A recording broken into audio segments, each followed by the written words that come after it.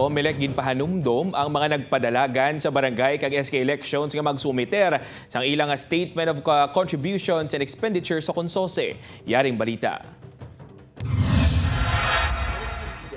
Makahalawat-hawat ang pwesto ni Rogelio nga incumbent barangay kagawad sang Barangay Veterans Village, Iloilo City sa nagligad nga eleksyon. Halin sa ikalimang pwesto sa 2018 elections, ikawalo na lang ini sang nagligad nga eleksyon. Napaslawan man ini nga makapungko liwat sa pwesto na hibaluan kuno sini nga dapat gihapon nga magpasa ini sang iya sose. Amo nang guidelines ng Comelec. Ang ginaya ang ila guidelines ito may mo tumanon tagid na. Ang nagdaog naman nga punong barangay ginahanda ng iya sose. Kampante kuno ini nga wala ini naglapaw sa required nga gasto sa kampanya.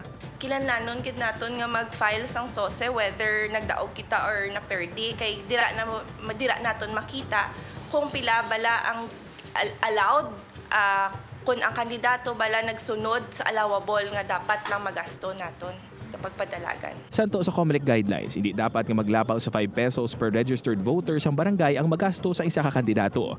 Makabig nga election offense kung magsobra diri ang magasto sang isa ka kandidato daog man o kung perde. Mandatory sa nang dalaw nga dapat before the assume dapat kasabit sila sose.